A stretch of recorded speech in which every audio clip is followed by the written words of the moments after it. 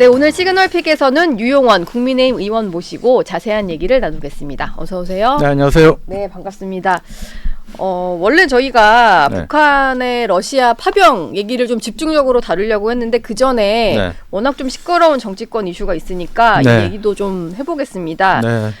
민주당 저는 원래 별로 예상 못했는데 예. 국방 얘기만 안보 얘기만 하는 줄 알고 왔는데 네. 좀 당황스럽죠. 말씀하십시오. 예상 못한 일이 또 벌어져가지고 네.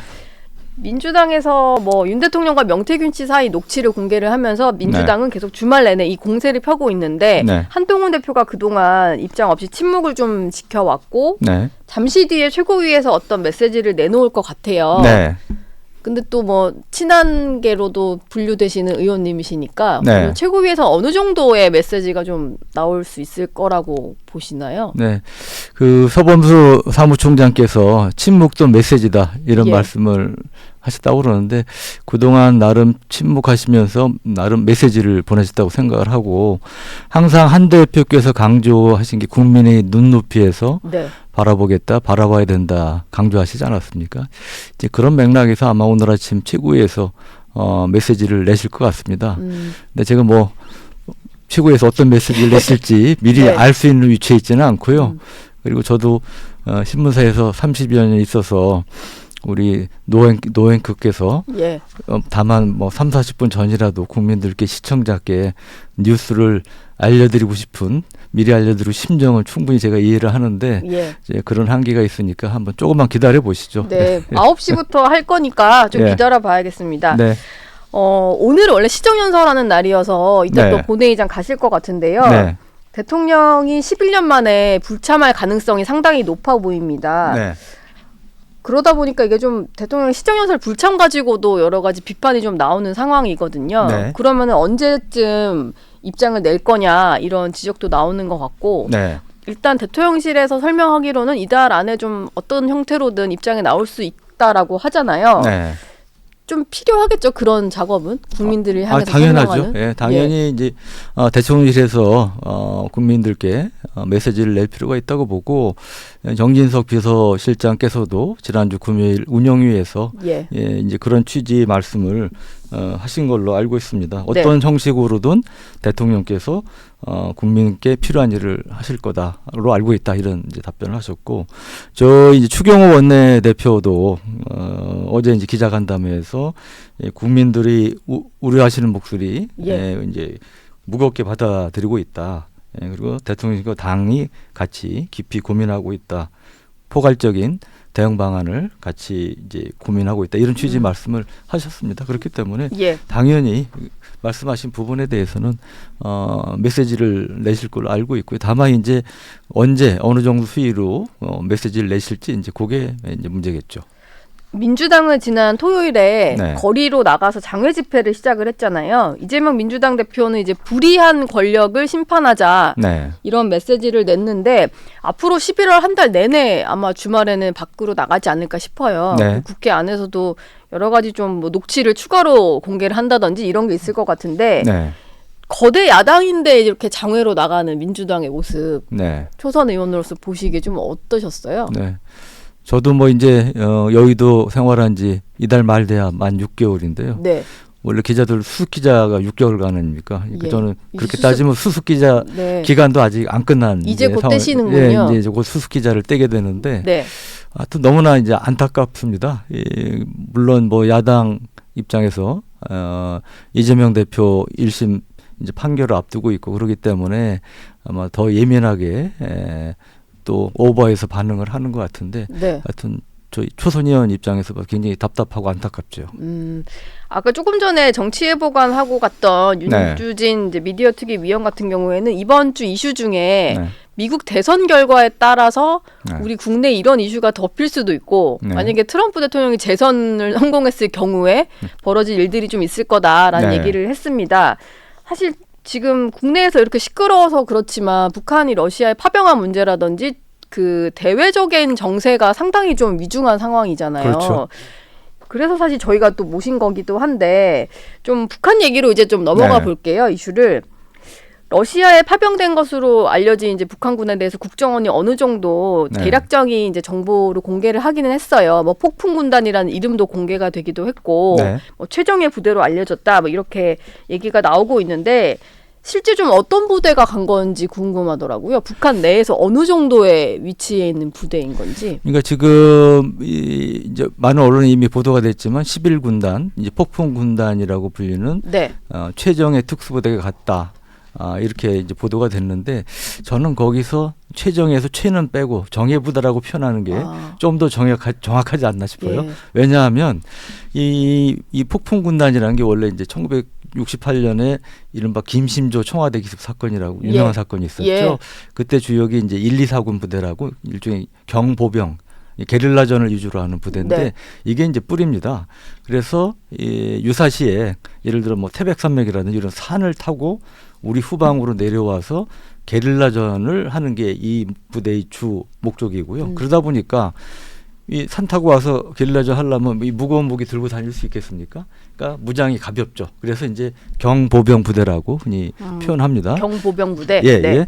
그리고 물론 뭐 다른 뭐 저경여단이 아닌 다른 부대 있지만 하여튼 주력은 이제 그런 부대인데 그러다 보니까 이제 이 공개된 영상을 보면 앳된 애들이 체구도 작아 보이는 애들이 별로 이제 무장도 속된 말로 좀 허접해 보이는 무장을 갖고 하니까 별거 아니다 이렇게 평가하시는 분도 있는데 저는 그건 아니라고 보고요. 네. 왜냐하면 북한이 이제 우리보다 평균 키가 작잖아요. 그러니까 북한 사람 기준으로 보면 이 11군단 병사들이 작은 키가 아니다. 그리고 체력 훈련은 상당히 강하게 합니다. 그래서 최정예는 아니더라도 정예부대라고 할 만하다 이렇게 저는 이제 표현하죠. 그 체구가 작다고 해서 무시할 그런 게 아니라 아니다. 예. 어차피 좀 빠르게 뭐 경보병 부대라고 할 것 같으면 뭐 네. 빠르게 이동하거나 이러려면은 네. 그냥 가벼운 몸으로 뭐 다니는 거니까 그렇죠. 예. 그거는 이제 또 알 수 없는 그런 거군요. 네. 근데 실제로 그러면은 북한에서 정말로 이제 그 정예 부대 원들을 보낸 건지 아니면은 그 소속은 되어 있지만 네. 지금 왜 흔히들 총알바지 이런 표현을 쓰잖아요. 네. 예. 그러니까 좀 사상자가 나더라도 별로 이제 북한군 전력에는 문제가 없을 만한 네. 정말로 이제 초짜들 그런 네. 걸 보낸 건지 그게 궁금하더라고요. 이제 그거는 아니라고 보고요. 예. 그러니까 북한이 특수부대가 이제 20만 명이라고 얘기를 많이 하는데 그 중에 이제 우리 특전사 UDG실 해군 특전단 같은 최정예 특수부대는 제가 알기로 한 6만 명 미만입니다. 네. 그리고 나머지가 이번에 북한이 이제 우크라이나전 투입한다는 11군단 중심으로 한 이런 경보병 부대라든지 이런 성격의 부대로 알고 있고 그렇기 때문에 결코 뭐 북한군의 뭐 그 수준을 봤을 때 낮은 수준의 그러한 이제 부대원을 보냈다고 보기는 어려울 것 같습니다. 예.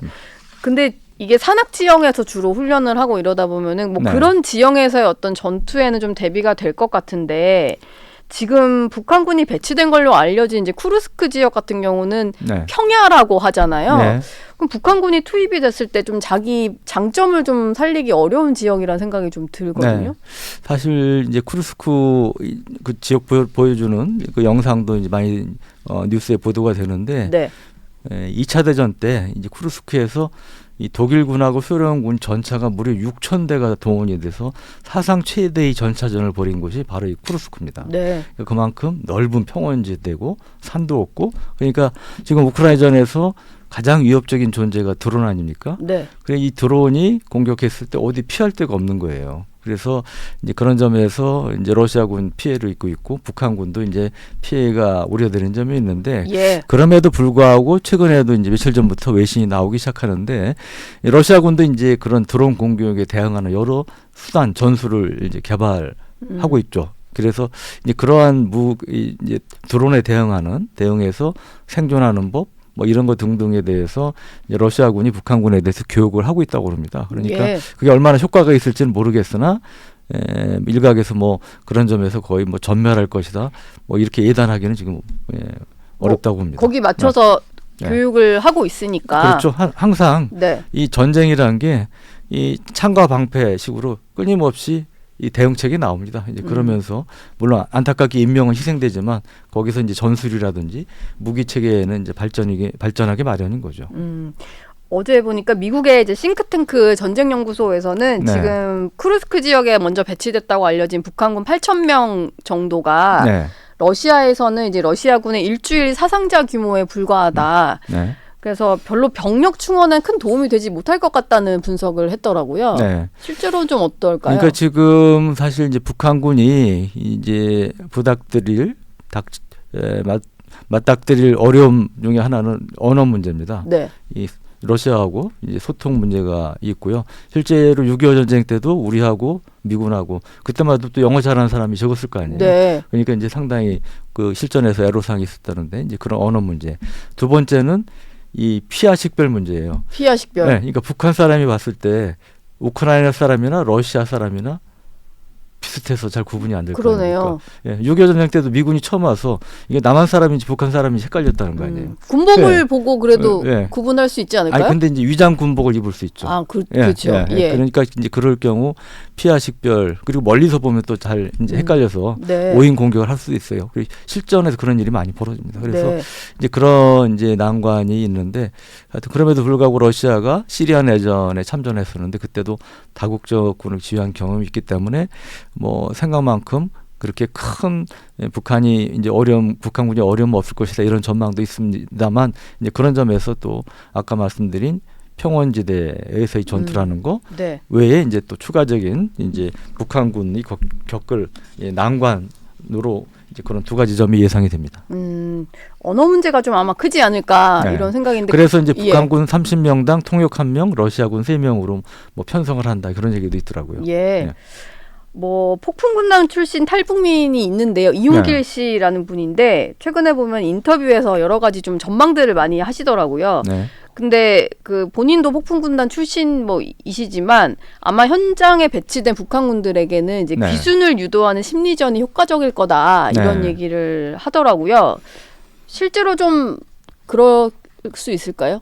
그렇죠. 심리전이? 네, 심리전이 뭐 자꾸 6.25 전쟁 얘기해서 죄송한데 네. 그때도 이제 삐라가 수십억 장이 뿌려졌어요. 그래서 공산군을 이렇게 귀순시키는데 항복하게 하는데 상당히 역할을 했었고 그리고 많은 이제 탈북하신 분들이 그 얘기를 하지 않습니까? 지금 노행 그것에 얘기했듯이 얘기를 하는데 근데 이게 우리 입장에서도 당연히 이제 그런 북한군 포로를 신문하면 이제 북한군 관련 또 정보를 얻을 수도 있지 않겠습니까? 네. 그래서 필요한 면이 있는데 이게 또 쉽지 않은 문제가 있을 것 같습니다. 뭐냐하면 젤렌스키 대통령이 며칠 전에 KBS하고 기자회견을 했는데 네. 인터뷰를 했는데 거기서 뭐라고 그랬냐면 그 북한군 포로를 한국에 보내는 게 아니고 러시아군하고 맞교환 대상으로 하겠다. 이게 단호하게 좀 자르는 얘기를 했어요. 아. 예, 그래서 우리가 만약에 그 심리전을 펼래도 우크라이나군이 최소한 양의 지원이 필요하지 않겠습니까? 예, 그렇죠. 그래서 우크라이나가 이제 이런 입장을 취하는 것은 여러 가지 이유가 있을 것 같습니다. 우크라이나 가급적 우리 쪽 무기 지원 같은 걸 많이 끌어내야 되니까 그에 대한 이제 박인인 칩으로 이제 쓰려고 그런 거 아닌가 이제 저는 그런 짐작도 좀 되는데 여하간 말씀드린 그 북한군 상대 심리전을 편다 하더라도 지금 우크라이나 정부군과의 협조 문제가 앞으로 또 남아 있다. 그렇죠. 는 말씀드리고 싶습니다. 이거는 뭐 러시아와 우크라이나 간의 전쟁에 북한이 개입을 한 거고 저희도 뭐 전쟁에 참여하거나 뭐 파병하는 개념은 아니지만 그렇죠. 어쨌든 좀 그 안에 이제 투입이 된다고 치면 뭐 우크라이나와 당연히 좀 협조가 필요한 거고. 그러니까 참전 파병은 아니고 하더라도 이제 그야말로 옵저버 형태로 이제 관여를 하는 건데 이제 그런 우크라이나 입장도 우리가 좀 염두에 둬야 한다고 봅니다. 아까 러시아에서 이미 이제 드론 공격에 좀 대비를 해야 하니까 북한군에 그런 거 관련한 것도 조금 이제 교육을 하고 있다라고 말씀을 해주셨는데 그러다 보니까 이제 파병으로 인해서 우리나라에 미칠 영향이 조금 우려되는 것은 북한군이 실전 투입 경험을 쌓게 되는 것 그리고 또 러시아로부터 군 기술을 지원받게 되는 것 이런 게 다 좀 우려되는 부분이거든요. 맞습니다. 실제로 다 이뤄질 만한 부분인 것 같아서 그러니까 지금 이게 북한군의 우크라이나 전 파병 참전이 이게 결코 남의 일이 아닌 거죠. 사실은 우리 안보 위협으로 직결되는 이런 사안이죠. 그러니까 그 실전 경험을 쌓은 북한군들이 다시 이제 북한으로 돌아갈 거 아닙니까? 그러면 우리 아까도 얘기했지만 정예부대라고 말씀드렸는데 우리한테 더 큰 위협으로 와닿는 거고 또 뭐 북한이 엊그제 화성 19형이라는 신형 ICBM을 쐈습니다만 예. 러시아 기술 지원이 좀 의심되는 부분이 나오고 있는데 그럼 반대급부로 첨단 기술을 받는다면 뭐 예를 들면 핵 추진 잠수함이라든지 네. 항공 최신 전투기라든지 이러한 기술이나 무기 체계 지원을 받으면 또 우리한테 직접적인 위협이 되는 것이죠. 그래서 야당에서 이걸 마치 뭐 강 건너 볼 남의 일인 것처럼 얘기하시는 거는 저는 상당히 무책임한 행동이다고 생각합니다. 예. 어제 뭐 미국의 전략폭격기 B1B가 참가한 이제 한미일 연합 공중훈련이 진행은 됐던데 네. 이게 그 화성 19형 발사에 좀 대응하기 위한 경고성 훈련이라고 하더라고요. 근데 네. 이런 식으로 뭔가 이렇게 미사일 발사를 했고 네. 뭐 폭격기나 이런 것들이 떠서 공중 훈련을 하는 게 북한 입장에서는 좀 네. 실질적으로 위협을 많이 느끼나요? 네. 그러니까 지금 의미 있는 게 어제 비온 폭격기를 예. 중심으로 한일 전투기 같이 호위하는 이러한 이제 영상도 공개가 됐는데 이런 한미일 공중훈련을 한 게 처음은 아니지만 네. 그래도 흔치 않은 일이고 북한 입장이 이제 비온 폭격기가 또 전술핵 폭탄도 실을 수 있기 때문에 예. 이제 그런 점에서 물론 평상시에는 이제 재래식 탄두만 실지만 유사시 좀 개조하면 이제 전술핵 무기까지 실을 수 있기 때문에 위협적으로 받을 수 있고요. 그 전에 이제 그 북한이 ICBM 쏜 다음 날 한 게 아주 의미 있는 훈련이 하나 있었는데 그 리퍼라고 영화에 이제 킬러 드론 나오는 거 보신 적 있죠? 킬러 드론이요? 킬러 드론. 예, 네. 미국의 킬러 드론. 예, 그게 이제 대표적인 게 리퍼인데 거기서 그 공대지 정밀주도 폭탄으로 이동 중인 가상 북 ICBM 발사대를 파괴하는 훈련을 했어요. 예. 그래서 이런 무인 공격기 킬러 드론이 이동식 발사대 타격 훈련한 것도 미 드론이 한국에서 한 것도 처음입니다. 그래서 이제 그런 점에서 전보다는 북한에 좀 더 강화된 경고 메시지를 보내고 있다고 볼 수 있습니다. 아까 그 젤렌스키 대통령이 네. 뭐 KBS와의 인터뷰에서 밝힌 내용을 잠깐 말씀해 주셨는데 네. 우크라이나 입장에서는 무기 지원이든 네. 여러 가지 우리 정부에 좀 원하는 것들이 좀 있고 네. 그것 때문에 약간 이제 당장 뭐 심리전이나 이런 거에 있어서 네. 뭐 북한군을 만약에 일로 넘어오더라도 네. 어떻게 활용할 것인가에 대해서는 우리 정부와 생각이 좀 다른 것 같아요. 네. 근데 조태열 외교부 장관 같은 경우는 이제 우크라이나에 무기를 지원하는 문제에 대해서 네. 모든 시나리오를 검토 중이다라고 얘기를 했거든요. 네. 이거는 일단 뭐 외교관 특유의 그냥 전략적 모호한 대답인 네. 것 같기는 한데 네. 좀 어떻게 해야 될까요? 우리 정부 입장에서. 원래 이제 미국에서 뭐 이제 대북 제재 관련해서 뭐 여러 옵션이 있지 않습니까? 외교적인 옵션, 군사적인 옵션. 그럴 때 항상 나오는 게 모든 옵션이 온 더 테이블 위에 있다는 표현이에요. 예. 주태용 장관이 비슷한 표현을 저 외교부 장관이 예. 외교부 장관께서 비슷한 표현을 하신 건데 네. 전에 이제 대통령께서도 살상 무기, 이제 공격용 무기죠.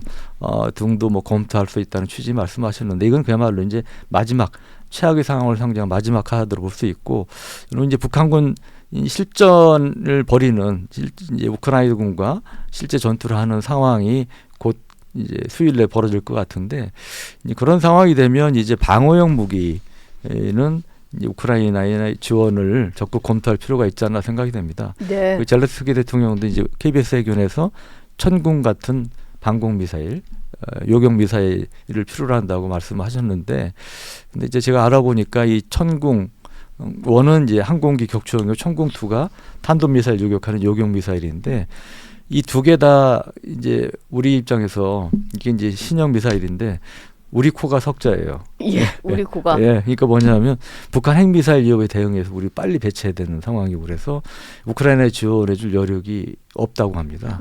그래서 이제 대안으로 제시된 게 호크라는 구형 네. 대공 미사일인데 이게 이제 우리 군에서도 2년 전에 퇴역을 했는데 미국하고 스페인도 최근에 호크 미사일 우크라이나 지원 계획을 밝혔습니다. 그렇기 때문에 우크라이나에 도움이 될 수 있는 예. 옵션이라는 거죠. 예. 그래서 이러한 이제 대공 미사일 또 이제 우크라이나군이 또 이제 러시아 드론 공격에 시달리고 있으니까 이 드론을 탐지하고 무력화하는 뭐 전자전으로 전파 방해로 무력화하는 제모라든지 뭐 이런 드론 탐지 및 방어 장비 뭐 이런 것들도 우크라이나가 굉장히 필요한 부분이기 때문에 이제 그런 부분이 이제 우리가 좀 협력 지원할 대목이 있다고 생각합니다. 지금 그 현지에 모니터링단을 파견할 필요성이 있다. 네. 이게 뭐 우리 정부의 설명이었는데 민주당과는 좀 인식 차이가 있는 것 같아요. 네. 그런 모니터링단을 보내려면 국회 동의를 얻어서 보내야 된다 이렇게 네. 주장을 하는데 네. 사실 민주당의 최근 인식 같으면 네. 딱히 동의해 줄 것 같지는 않거든요. 네. 좀 어떻게 보세요? 네, 그러니까 저는 그 야당 행태가 정말 이해가 안 되는 게요. 예. 어떤 며칠 전에 또 그런 얘기도 있더라고요. 아니 보내려면 조용히 뭐 몰래 보내든지 하지 왜 이렇게 시끄럽게 하냐고 누가 얘기하셨다는데 네. 아니 그것도 정말 어이없는 말씀 아닙니까? 그랬다가 나중에 야당이 알았으면 야당에서 어떻게 나오셨겠어요? 그러게요. 예. 예. 그리고 이 참관단의 경우 이제 비슷한 성격의 이제 과거 노무현 정부 때 이라크의 자이툰 부대라고 파병을 했습니다. 3,600명이 갔는데 그 전에 이제 뭐 현지 조사 등등을 위해서 일부 요원들이 갔는데 그때도 국회 동의 안 받았습니다. 네. 제가 그때도 이제 국방부 출입기자였는데 그때 국회 동의 안 받았고요. 한교희 의원께서 지난 금요일에 이제 세미나 하시면서 뭐라고 그랬냐면 그때 이제 김병주 의원께서 이제 말씀 많이 하시니까 김 의원께서 과거에 뭐 이라크라든지 미국의 중부사라든지 그런 데에도 국회 동의 없이 가신 적이 있다. 현역으로 계실 때 그런 말씀도 하셨어요. 네. 본인도 그렇게 가신 적이 있다 뭐 이런 얘기였군요. 그래서 그런 말씀하시는 거는 좀 자가당착 아니냐, 뭐 내로남불 아니냐 이런 취지의 말씀을 한기호 의원께서 좀 하셨죠. 그리고 마지막으로 질문 하나 드리고 싶은데 얼마 전에 그 폴란드 국빈 방문이 있어서 대통령실 경내에서 행사가 있었는데 그 위로 그 북한에서 넘어온 삐라가 떨어지는 그 일이 벌어졌어요. 그 직원들이 급하게 뭐 떨어지는 물건을 줍고 뭐 이런 모습까지 좀 연출이 됐는데 좀 궁금한 게 그렇게 대통령실 경내까지 진입할 정도로 넘어오는 것도 좀 신기하고 저걸 어떻게 좀 처리할 방법은 없는 건지 그것도 좀 국민들 입장에서 궁금하더라고요. 네, 우선 두 가지 중에 하나 어떻게 정확히 거기 떨어졌느냐. 그러니까 일부에서는 이제 북한이 풍선을 정확히 목표하는 지점 우리 타겟을 공격할 수 있는 능력을 갖게 된 거 아니냐고 걱정을 하시잖아요. 그런데 이제 그건 아닌 것 같아요. 아직까지는. 왜냐하면 그때 그 풍선에 GPS는 달려 있었는데 그 전엔 GPS도 없었는데 이제 GPS를 다른 걸로 이제 추정이 되는데 그 GPS 달면 위치 확인은 되죠. 그래서 이 좌표 갔을 때 풍선을 터뜨려서 이 뭐 B라든 뭐 이런 걸 뿌린다. 이거는 가능해요. 근데 문제는 그 목표한 위치까지 의도적으로 보낼 수 있는 능력은 없어요. 왜? 풍선의 추진 장치가 없기 때문에. 그러니까 이제 바람이 부는 대로 갈 수밖에 없는 거죠. 그래서 아직까지는 풍선의 추진 장치까지는 없기 때문에 이제 그런 역량은 제한이 된다. 고 말씀드릴 수 있고요. 두 번째로 그걸 좀 속시원히 격초하면 안 되냐, 대공포 같은 걸로 쏴서 이런 말씀도 많이 하시는데 그게 이제 현실적으로 쉽지 않습니다. 예를 들어 DMZ 근처에 쏘면 이게 대공포가 잘못 공중에서 폭발이 안 되고 그대로 떨어지면 북한 영내에 떨어질 수 있죠. 그러면 공격을 하게 되는군요. 그러면 이제 북한이 그 상응하는 거기에 이제 더 센 도발을 할 거 아닙니까? 그래서 이제 확전 우려가 있기 때문에 이런 점이 있고요. 그리고 좀 내려온 다음에 격추하는 거는 이 탑재물이 지금은 처음에는 오물이었다. 지금은 쓰레기, 이제 뭐 휴지 조각 같은 게 이제 많이 담겨 있는데 어찌됐든 뭐 폭발물이나 상황무기는 아니더라도 이게 무게가 있어요. 그래서 위에서 떨어지면 사람 맞으면 죽거나 다칠 수 있는 거죠.